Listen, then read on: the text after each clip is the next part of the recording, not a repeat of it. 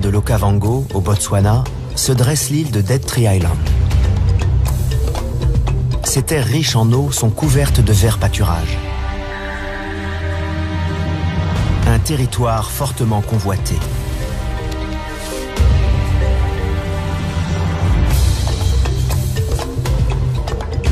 Dans l'ombre, rôde le félin le plus secret d'Afrique.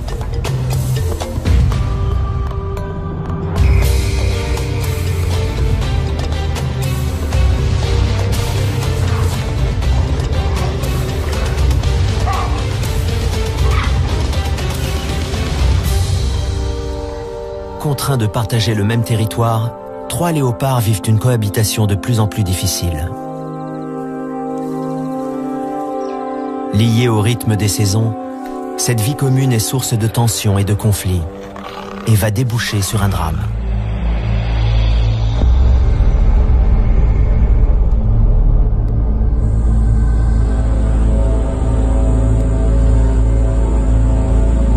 Le maître incontesté des lieux est le mâle dominant, Bouddha, un individu robuste de 5 ans, dans la fleur de l'âge. L'une de ses femelles entre et sort régulièrement de son territoire. Grimpeuse hors pair, elle escalade avec agilité les grands ébéniers et saucissonniers de Moremi. Elle porte le nom de Mosweo, pelage pâle.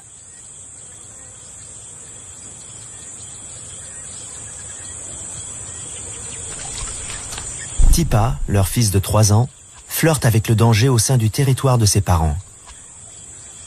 Selon la loi des léopards, il aurait déjà dû partir pour mener sa propre vie, mais il n'a pas franchi le pas. Traîner dans les pattes de Bouddha et de Mosweo ne peut que lui attirer des ennuis, mais il semble ne pas mesurer les risques encourus.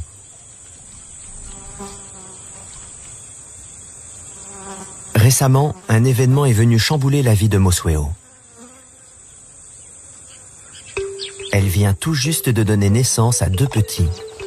Et Tipa représente une menace potentielle.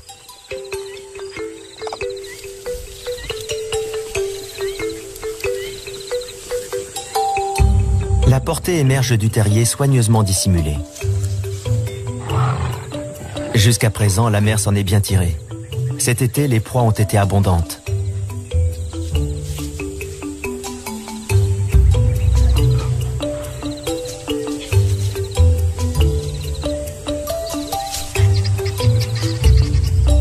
Le léopard est un animal solitaire, et Mosweo doit mobiliser tout son savoir-faire pour élever sa progéniture. Le taux de survie des petits léopards est inférieur à 50%. La plupart des jeunes meurent au cours de leur première année, alors que leur mère est partie chasser. À chaque nouvelle naissance, les femelles léopards sont confrontées à cette dure réalité. Mosweo n'a pas d'autre choix que de laisser ses petits pour trouver de la nourriture.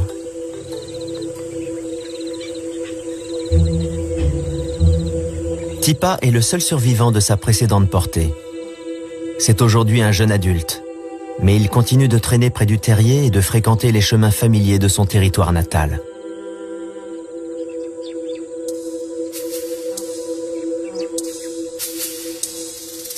Jusqu'à ce jour, Mosweo a toléré sa présence sur son domaine. Mais l'heure est venue pour lui de partir.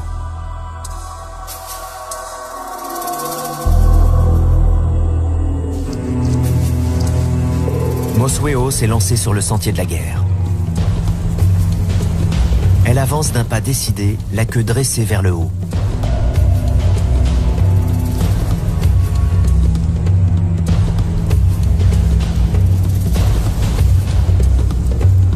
Il est temps de rompre définitivement les liens qui les unissent.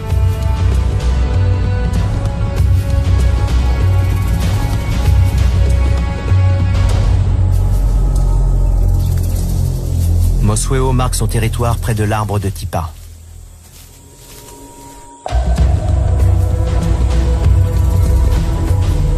Elle affiche ouvertement son hostilité à l'égard de son fils. Leur relation a dégénéré en conflit ouvert.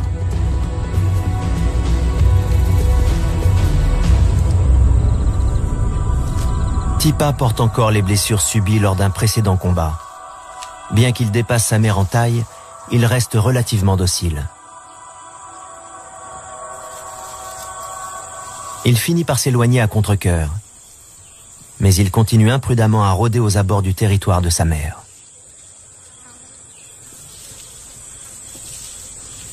Alors qu'il s'enfonce dans un bois voisin, il tombe sur un redoutable adversaire.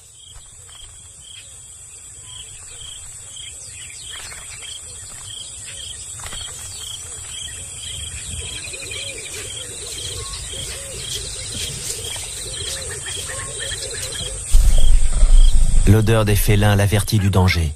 Il doit se montrer prudent.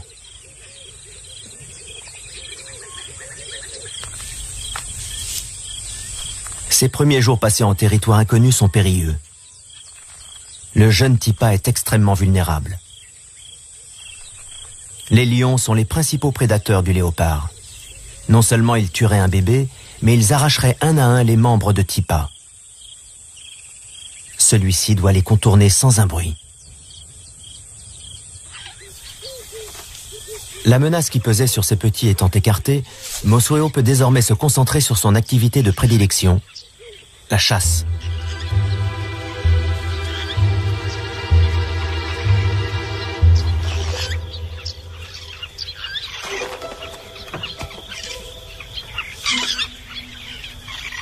Mosweo est une excellente grimpeuse.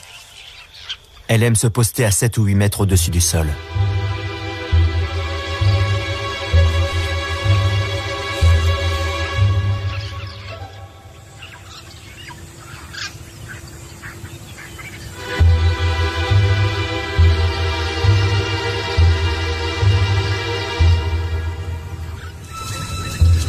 Le léopard est le seul félin qui exploite la gravité pour chasser.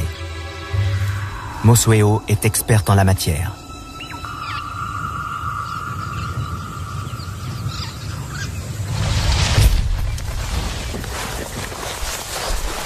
Cette technique est rapide, discrète et efficace.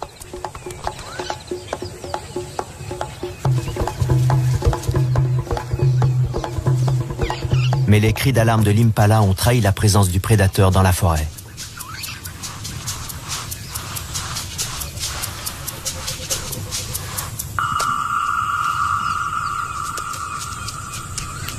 Les hyènes ont entendu des bruits de lutte.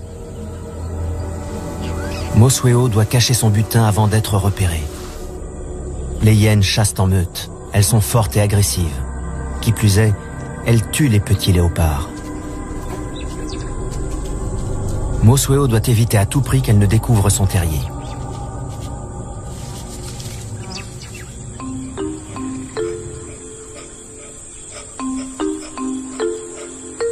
Elle prend le risque d'aller chercher ses petits et de les conduire jusqu'à la proie, en empruntant les chemins secrets qu'elle connaît si bien. Elle ne peut mettre la carcasse à l'abri dans un arbre, car ses bébés ne savent pas encore grimper.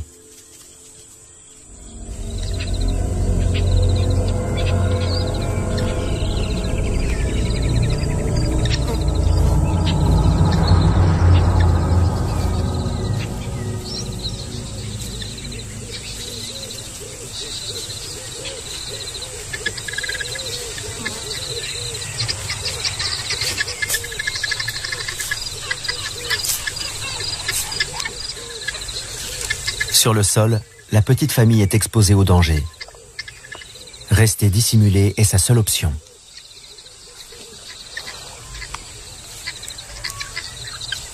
Ici, le léopard est dans son élément. Camouflés dans les broussailles, les petits peuvent manger un moment sans être dérangés.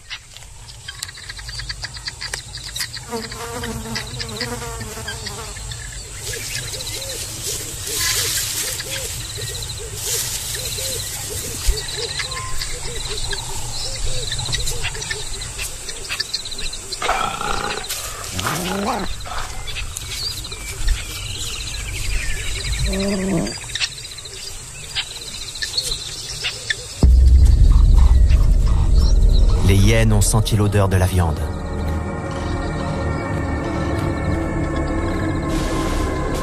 Elles se rapprochent de leur proie.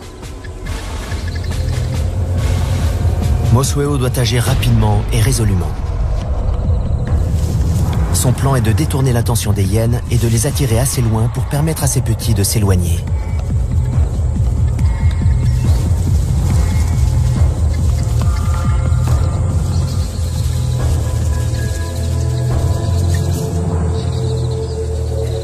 Les léopards oscillent sans cesse entre sécurité et danger.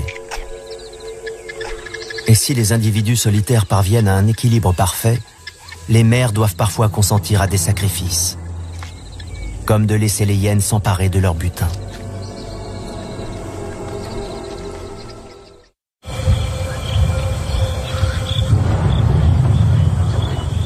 Dead Tree Island se métamorphose au fil des saisons. C'est l'un des rares endroits où l'eau potable est présente en permanence. Toutefois, en été, les herbivores sont tributaires de la pluie qui fait reverdir les pâturages.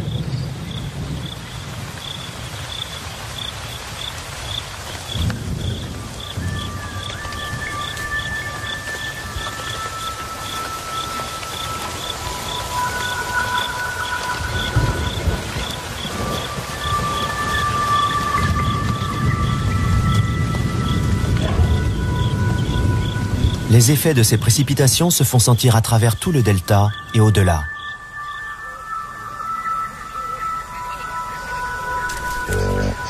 Le sol se couvre d'un épais tapis vert.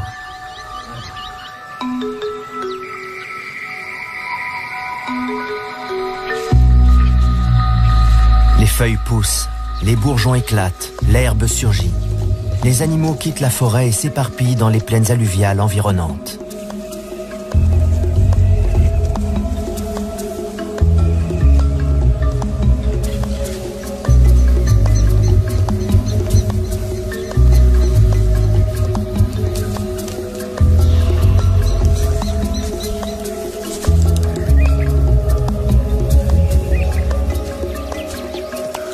L'abondance d'eau et de nourriture amène la saison de mise-bas chez l'impala, l'une des proies favorites du léopard.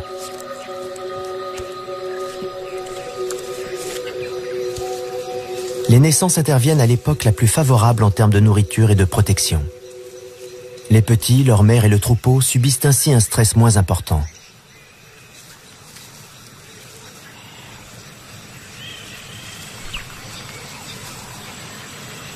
Toutefois, les nouveau-nés sont extrêmement vulnérables et confrontés à toute une série de menaces.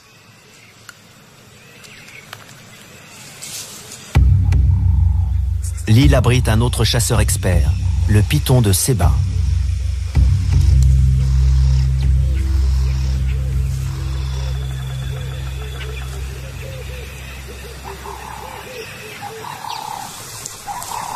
Les puissants anneaux enserrent le petit impala jusqu'à lui ôter le dernier souffle de vie. Puis le serpent gobe sa proie en ouvrant largement sa gueule grâce à l'articulation particulière de sa mâchoire.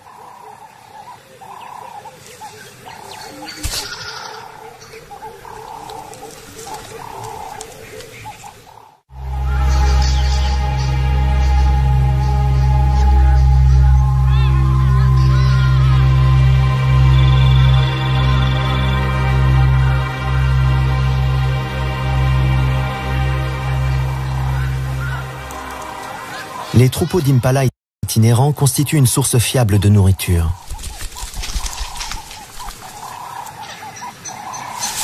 Au cours de la nuit, Mosweo a tué l'une des bêtes et a dissimulé la carcasse fraîche dans un fourré. Elle se nourrit rapidement. Pour partir chasser, elle a dû laisser ses petits seuls et sans défense. Elle doit les rejoindre au plus vite.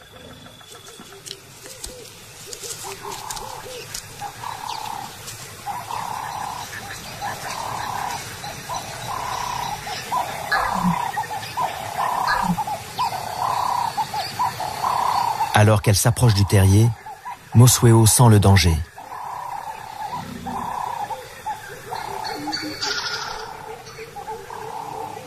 Les hyènes sont passées à l'attaque.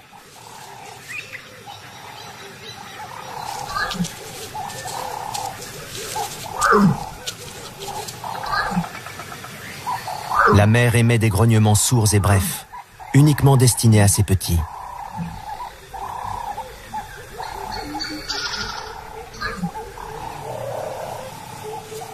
Un seul lui répond.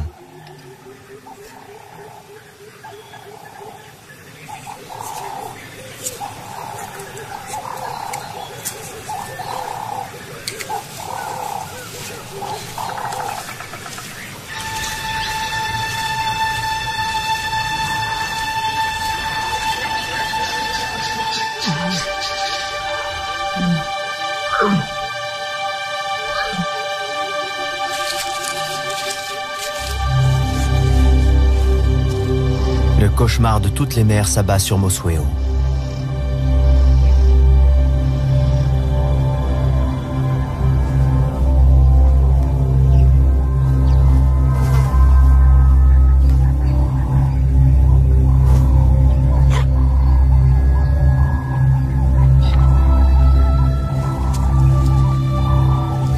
Ses appels semblent désespérés, mais en même temps pleins d'espoir. Son autre petit, la chair de sa chair, lui a été enlevé en une seule nuit.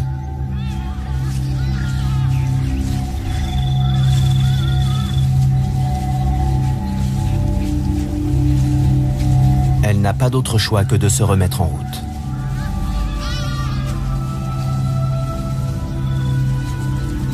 Dans la vie d'un léopard, on n'a guère le temps de pleurer les morts. La petite femelle qui a survécu est en pleine croissance et a besoin de viande.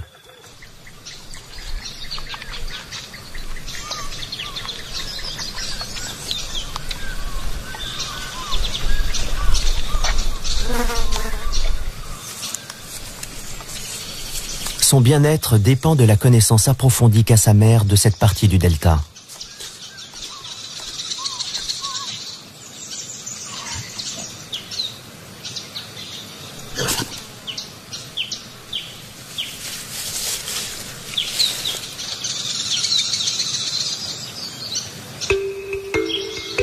La pluie a cessé, et dans toute l'île, la végétation commence à brunir. Les animaux le sentent.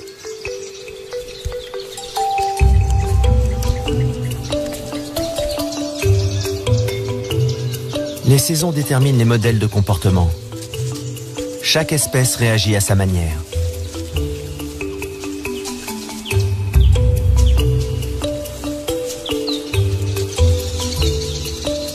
Chez les koudous, le mâle choisit une femelle et la poursuit de ses assiduités.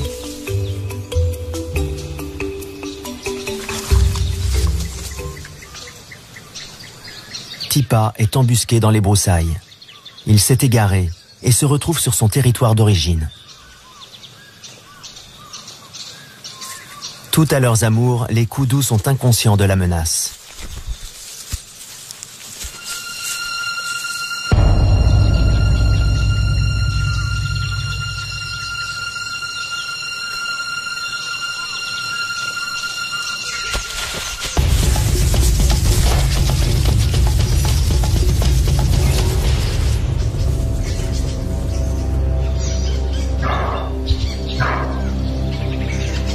Le manque d'expérience de Tipa est flagrant.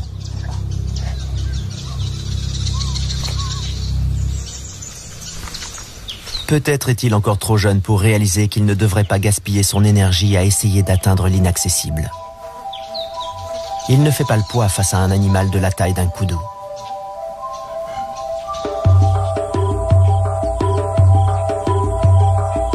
Les nuées de Kelea annoncent l'arrivée de l'hiver, la saison sèche.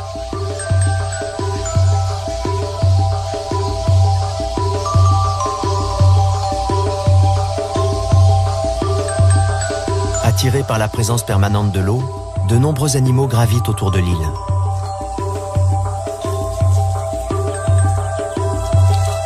Lors de cette saison plus rigoureuse, s'accomplit l'un des miracles de la nature. Le saucissonnier renaît à la vie. Cet arbre offre un précieux trésor pour l'hiver.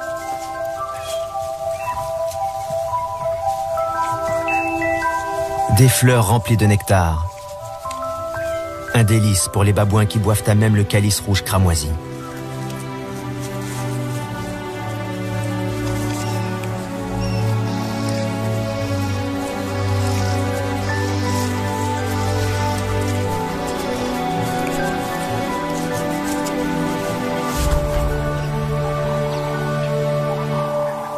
Tipa doit être plus flexible dans sa stratégie de chasse. Il doit apprendre à anticiper les mouvements de ses proies. Les babouins mangent salement. Et bientôt, les impalas s'approchent pour se nourrir des fleurs qui tapissent le sol. Tipa observe en silence et attend.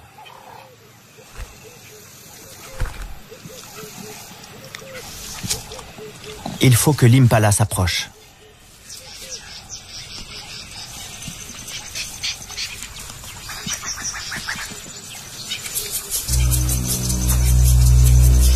Mais la troupe de babouins en maraude a pris possession de son arbre.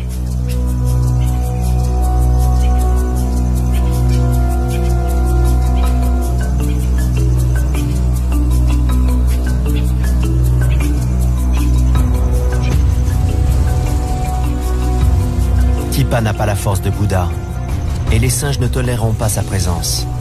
S'ils l'attrapent, ils tenteront de le tuer.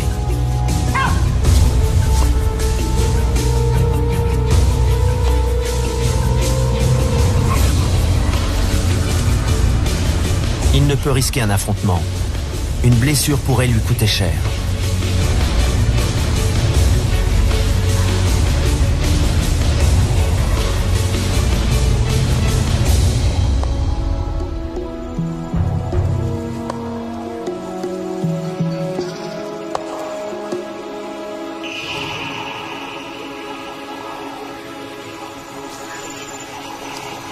Posté à bonne distance, Mosweo observe la scène.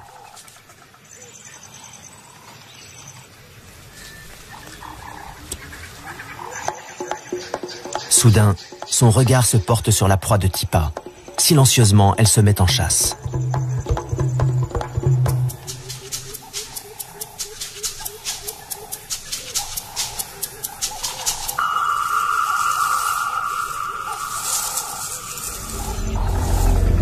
Elle choisit un arbre placé sur le parcours du troupeau, dans l'espoir que les fleurs attireront les impalas sous son poste de guet.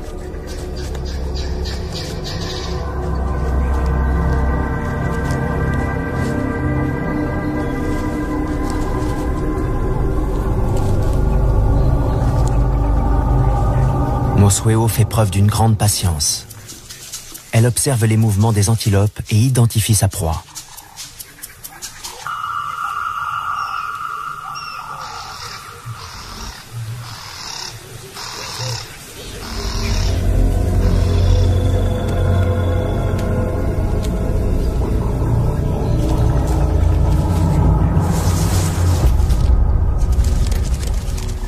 Mais cette fois, la voltigeuse a manqué sa cible.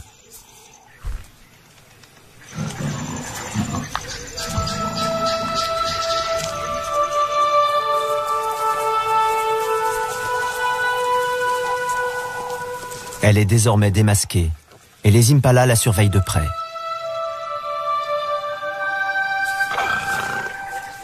Sa contrariété est manifeste. Toute cette énergie gaspillée pour rien.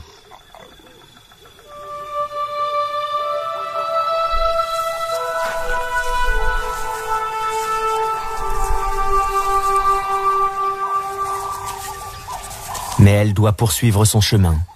Elle est à découvert et les babouins sont toujours dans le secteur. Pour aggraver les choses, les cris des impalas ont alerté les lions.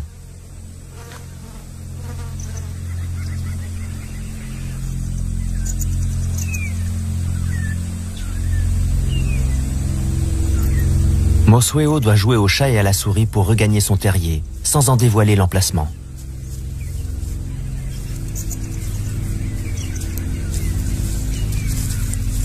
En rechignant à rester à distance du territoire de sa mère, Tipa provoque le chaos.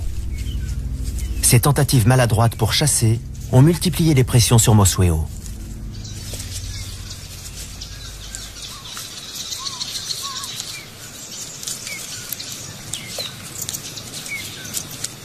Elle est soulagée de retrouver son bébé sain et sauf.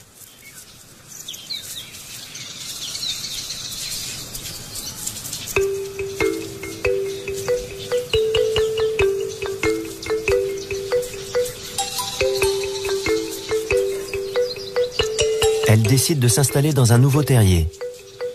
Les lions étaient bien trop près à son goût.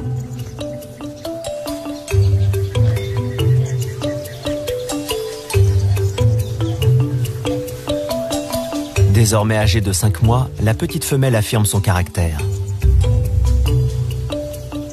Elle aime jouer avec la queue de sa mère. Un bon moyen de tester ses réflexes.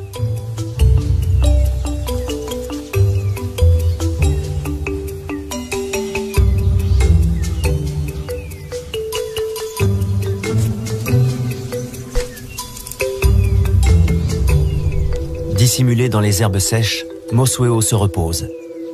Elle doit recouvrer ses forces avant de repartir chasser.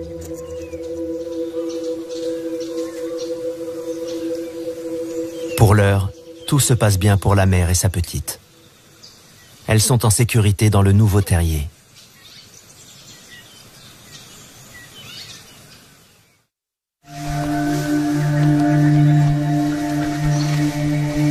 L'hiver pousse les éléphants à quitter le désert environnant pour gagner l'île.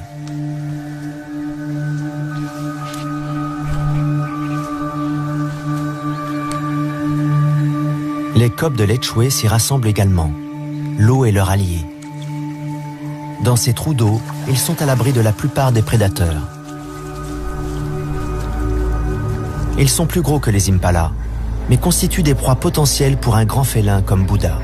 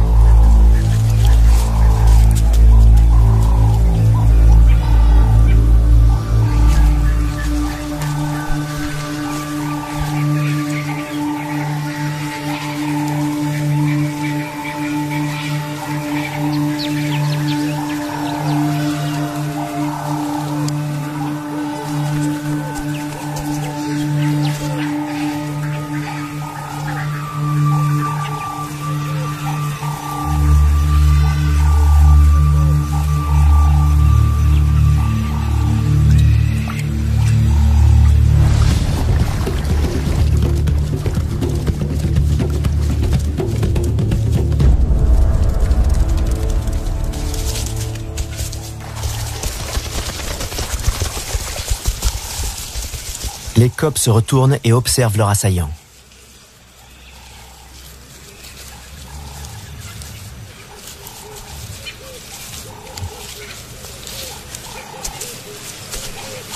Ils identifient son odeur et la gravent dans leur mémoire pour pouvoir s'y référer par la suite, tout en s'assurant que Bouddha quitte bien le secteur.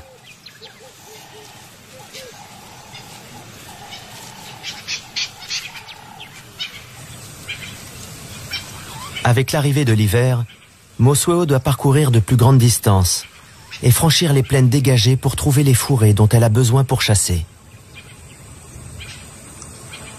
Elle suit les déplacements de ses proies, imitées par les autres prédateurs.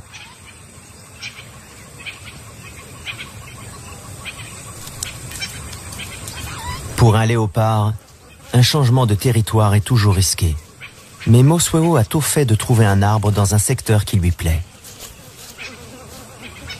Depuis ce poste d'observation, elle peut voir les troupeaux d'éléphants affluant dans le delta pour se reproduire. C'est le mois d'octobre et la chaleur est intense.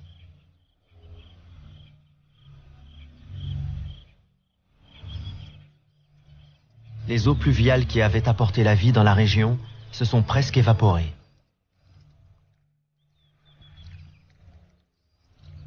Dead Tree Island attire les habitants de l'Okavango, désireux de se rapprocher des derniers points d'eau.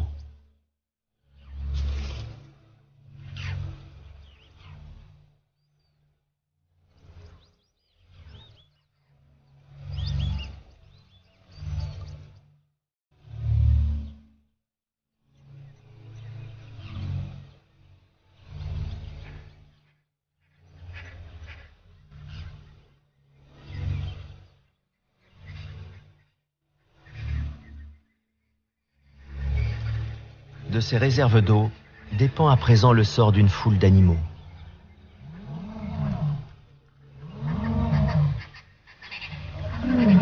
Ils sont réunis en un seul groupe et les chemins des prédateurs se croisent dangereusement.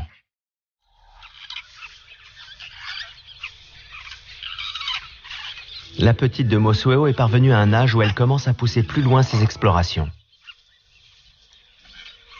Il est grand temps qu'elle apprenne à grimper.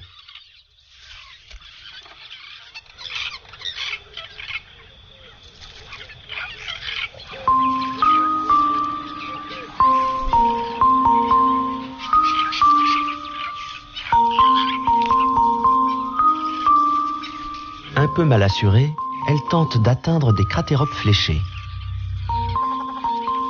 Elle est petite et encore vulnérable, d'autant qu'elle est devenue curieuse et qu'elle est désormais capable de s'aventurer hors du terrier, en particulier lorsque sa mère n'est pas dans les parages.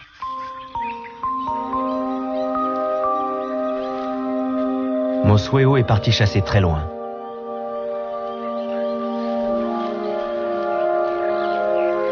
Elle ne vient pas souvent dans cette partie de l'île et laisse sa trace pour imposer sa présence.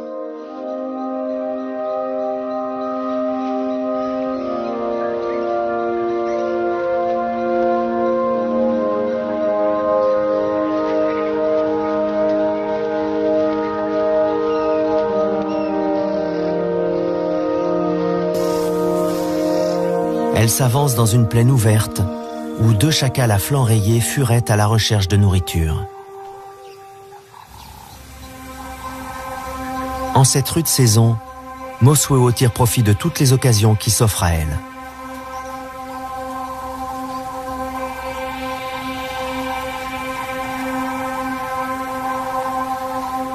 Bien qu'ils ne fassent pas partie de ses proies habituelles, les chacals sont rapidement pris pour cible.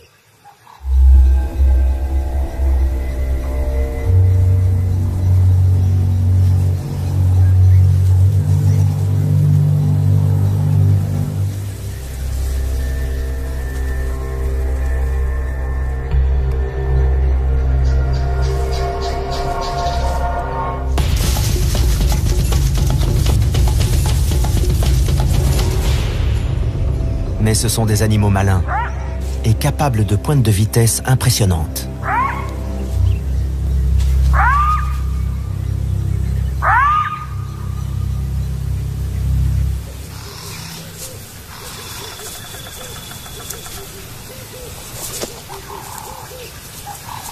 Irrité par son échec, Mosueo laisse sa trace et reprend son chemin.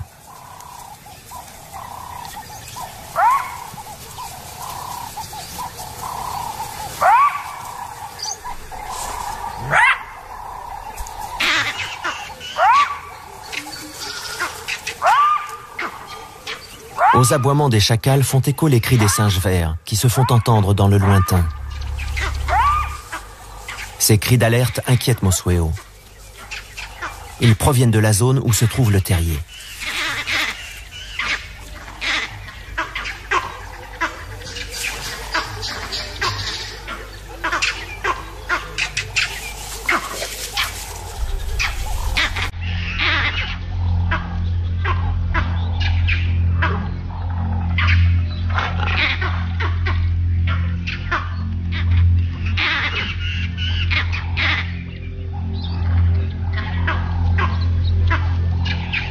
Alors qu'elle s'approche de l'endroit signalé par les singes, Mosueo avance avec précaution.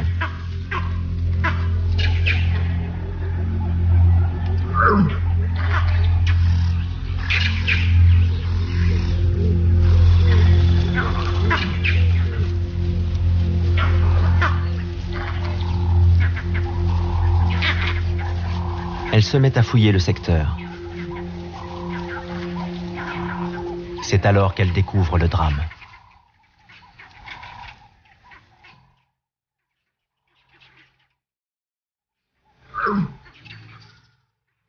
Le petit léopard a la patte arrière coincée dans un arbre et son bassin est fracturé.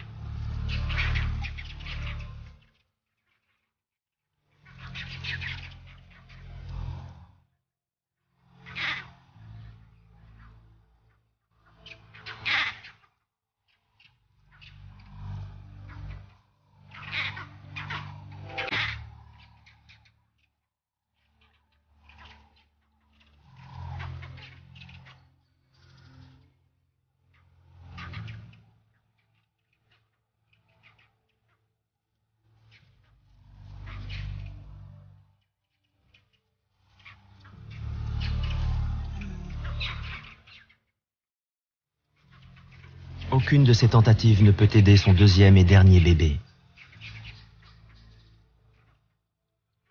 Ni ses coups de patte légers, ni ses encouragements affectueux. Peut-être une dernière invitation à chasser.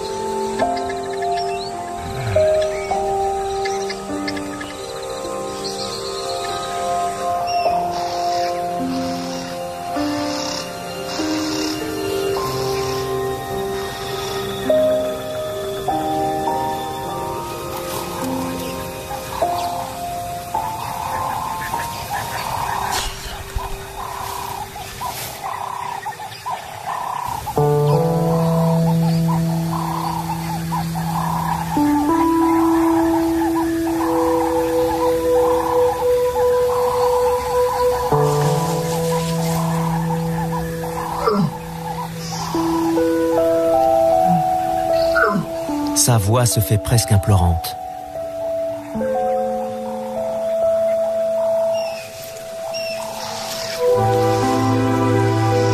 Une dernière tentative, et la patte du bébé est dégagée.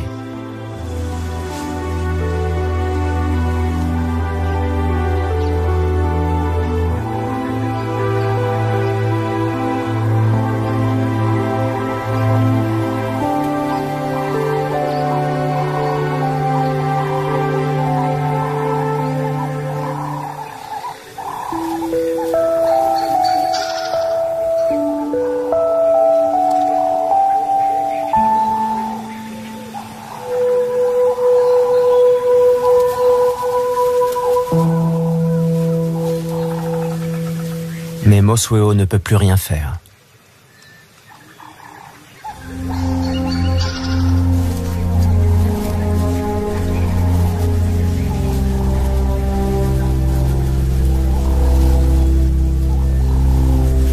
Mobilisant ses dernières forces, le petit léopard se traîne jusqu'à son dernier lieu de repos. Sa mère a déjà décidé de laisser cette scène traumatisante derrière elle.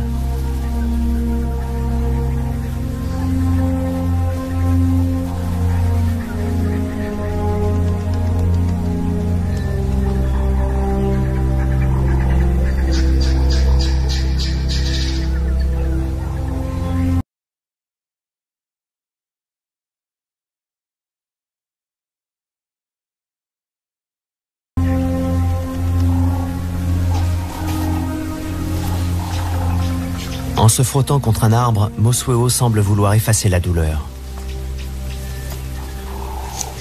Peut-être est-ce ainsi que les léopards pleurent leurs petits.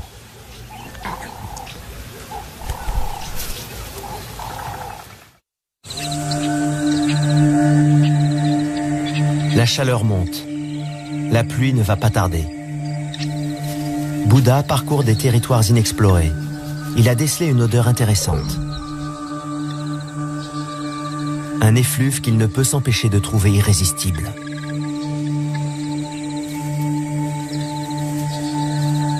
Une nouvelle femelle s'est introduite dans son domaine et son odeur titille ses narines. Plus grande et plus robuste que Mosweo, elle apporte la promesse de nouveaux gènes sur l'île.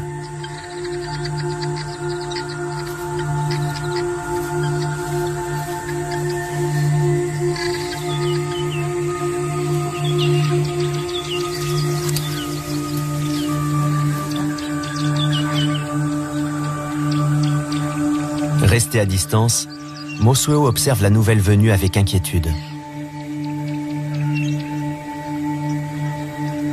Bouddha ressent le besoin incontrôlable de se rouler sur le sol pour s'imprégner de l'odeur de la nouvelle femelle.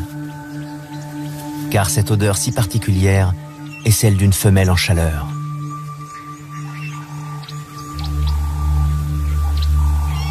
Mosweo suit les traces de Bouddha. Ses cris d'appel sont graves et bien distincts, mais elle sait qu'ils ne lui sont pas destinés. L'odeur qu'elle perçoit ne lui plaît guère. C'est l'odeur d'une autre femelle, une rivale. Instinctivement, Mosweo tente d'effacer les traces révélant la présence de la nouvelle venue. Mais il est trop tard.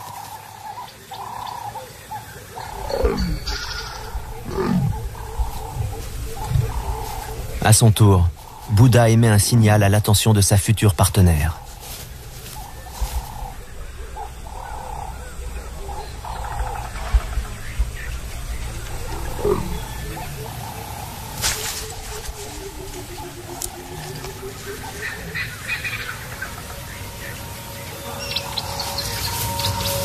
La nouvelle femelle s'empresse de répondre à son invitation.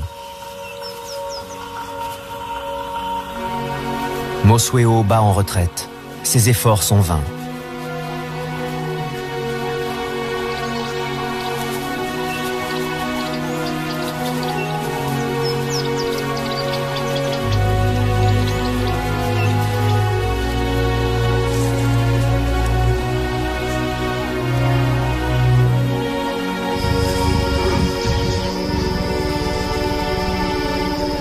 Sa rivale a trouvé Bouddha. Elle entre en contact avec lui.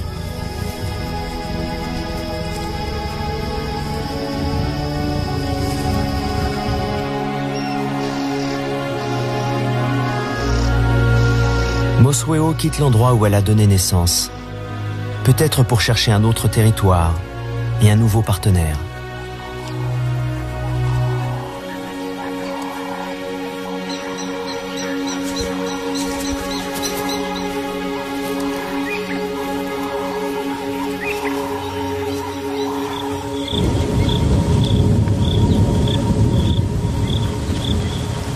L'hiver et la sécheresse s'achèvent enfin.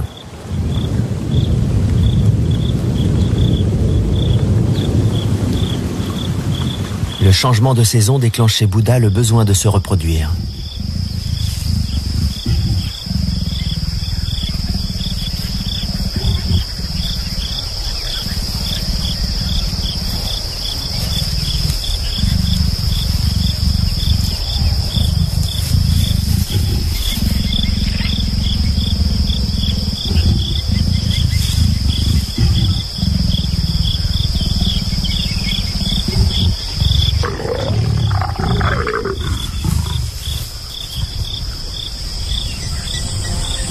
Une nouvelle ère débute pour les léopards de Dead Tree Island. Les deux partenaires vont s'accoupler pendant plusieurs jours, jusqu'à ce que la femelle soit fécondée.